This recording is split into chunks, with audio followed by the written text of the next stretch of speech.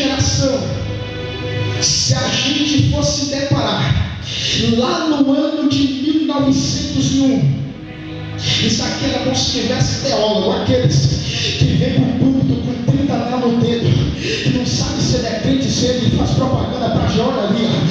Quando Agnes Osma entrou na sala de teologia com o professor Charles Fox Parham, ela chegou dentro da sala, 40 alunos, ela levantou a voz e disse: Charles, que disciplina não vai estudar hoje? Magiologia, doutologia, escatologia, hermenêutica, homilética. Charles deu uma olhada na cara de Agnes e disse: senta todo mundo aí, hoje vocês não vão aprender nenhuma dessas disciplinas. E que disciplina eu vou aprender hoje? Hoje vocês vão aprender a como ser cheio da presença do Espírito. O Espírito pegou ela também naquele dia, de tal maneira que alguns anos depois, todos que estavam naquela sala foram batizados com a presença do Espírito. E se a gente for parar para entender a legalidade que passaram para nós do Antigo Testamento, do Novo Testamento e do século que nós estamos vivendo, a gente vai se deparar lá no ano de 1911, quando uma irmã ali em Belém do Pará, chamada por nome de Celina de Albuquerque, ela tinha o costume de dormir às 8 horas da noite, mas em uma semana ela viu tanto Daniel Berg pregar sobre o Espírito, que nesse dia dava 1 hora da manhã e ela não conseguia dormir. No outro dia, os pastores da igreja batista chegou para Celina e disse assim: Celina, é melhor tu ficar longe desses caras, que eles não pregam a verdade. Então ela chegou dentro do seu quarto de madrugada, ela disse: Deus, o Senhor sabe que eu sou acostumada a dormir às 8 horas da noite, eu nunca senti o que eu estou sentindo agora.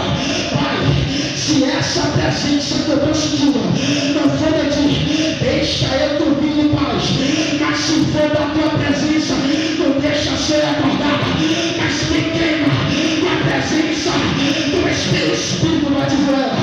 No outro dia, uma irmã chamada de Maria de Nazaré foi visitar Celina, parecendo que ela estava louca, parecendo que ela estava doida. E quando Maria de Nazaré chegou na casa de Celina, ela pegou, abriu a porta, e quando ela abriu a porta, ela gritou: Celina! Só saiu Celina, o Espírito pegou ela também. Oh, glória, eu quero essa presença, eu quero essa presença. E se a gente for entender a história do Pentecoste, a gente vai se deparar lá em João Pessoa, na Paraíba, aonde Albertina tinha uma filha chamada por nome de Zuleide. Ela recebeu o papel dos médicos. Os médicos disseram no papel: a tua filha não tem mais jeito, não tem mais solução.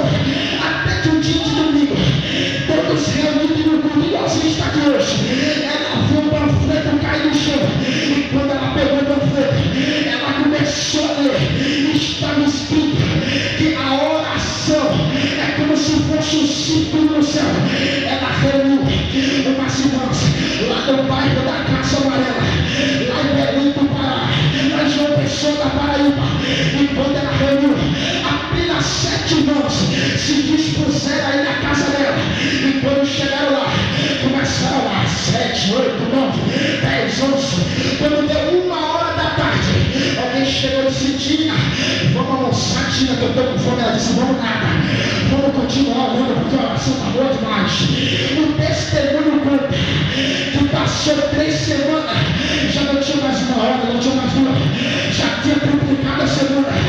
E a filha, que era para morrer, morreu há mais de 40 anos, através do poder da oração. Agora isso aqui é para crente, glória, cadeira com glória. O testemunho conta que cego entrava no ciclo de oração dela e saía enxergando. Mudo entrava, saía falando. Aleijado entrava, não saía caminhando, saía correndo.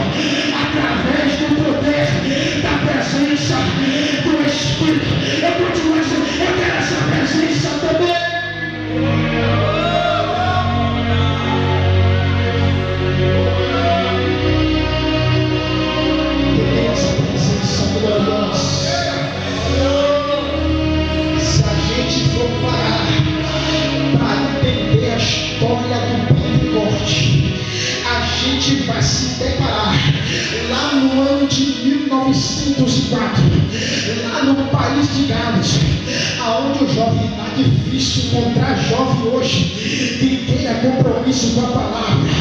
Está difícil se você chegar para o jovem da nossa atualidade e perguntar a ele qual o significado de ir ao monte, ele não sabe dizer.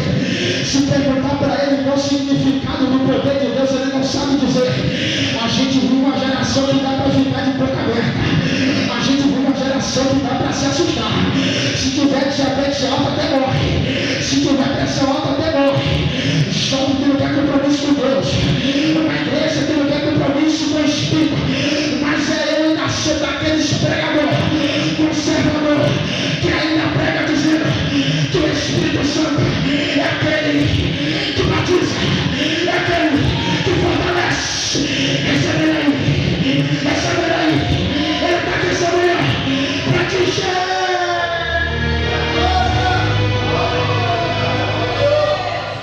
Eva Robert,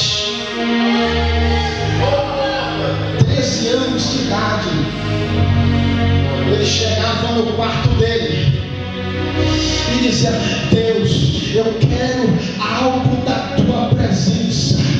Deus, eu quero ser queimado pela presença do Espírito. Passou-se um tempo, o testemunho desse jovem foi tão grande que um dia reuniu 100.000 pessoas na praça de País de Gales. E quando reuniram, alguém levantou a voz e disse: seja cheio da presença. 100.000 pessoas em praça pública falando em língua. Está na hora da gente revolucionar nosso século. Está na hora da gente ser cheio da presença. Está na hora da igreja ser avivada. Está na hora do Espírito pegar jovem. Está na hora do Espírito Santo encher a igreja.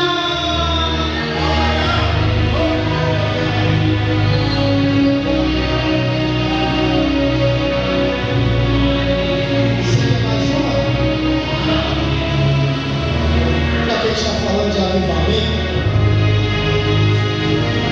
Se a gente for parar para entender a história do Pentecoste, lá no ano de 1906, um camarada chamado por nome de William Seymour orava 5 horas por dia e não bebia nem comia. Quando esse camarada subia na tribuna para pregar a palavra, tinha alguém no fundo da igreja que dizia: o rosto desse homem é como se fosse o rosto de um anão. O camarada pregou tanto sobre o avivamento que a casa em que eles estavam caiu e nenhuma teia pegou em ninguém.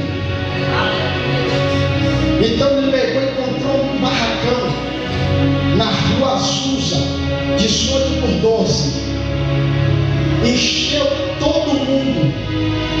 Começou o culto 1h da tarde, e nesse dia já era quase meia-noite, o culto não tinha terminado ainda, até que atraiu um bocado de gente. Aí foi batista, menonita, presbitério, ele foi lá para ver o que estava acontecendo. Quando chegava na porta da igreja, o Espírito já pegava eles também. Oh, glória! Olhe para cá e prepare para a glória.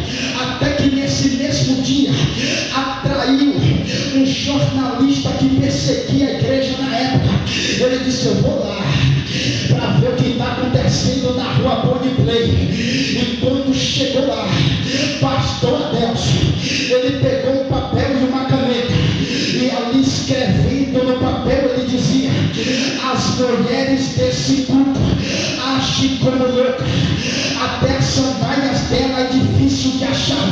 Depois que recebe a oportunidade, de repente ele olha para os obreiros, e ele olhando para os obreiros, ele diz: os paletós dos obreiros estão todos amassados, até as gravatas ficam para trás. E quando ele está ali escrevendo, ele olha para uma criança que vem da frente da igreja, vai até o fundo, chega na frente dele, bate o pé, dá uma rajada de no chão, bate o pé e volta para trás. Então ele pega o papel e a caneta, e ele começa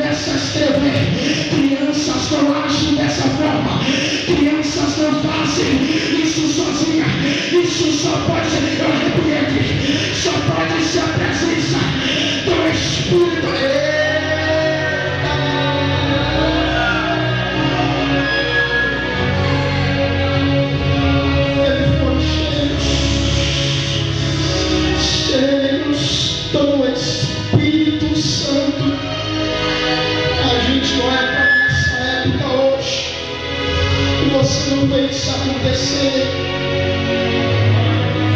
Mas essa manhã o Espírito Santo vai te pegar, nem que seja pelo cabelo.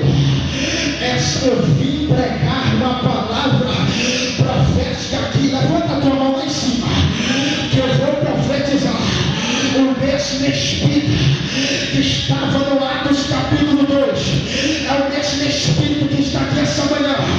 O mesmo Espírito que encontrou você é o mesmo Espírito que vai encontrar alguém na tua casa. O mesmo Espírito que está aqui essa manhã é o mesmo que vai visitar quem está com o nariz entupido de farinha. O mesmo Espírito que está aqui essa manhã é o mesmo Espírito que vai me libertar. Que está no álcool, que está na droga, que está na cachaça, que está na macumba. Deus vai.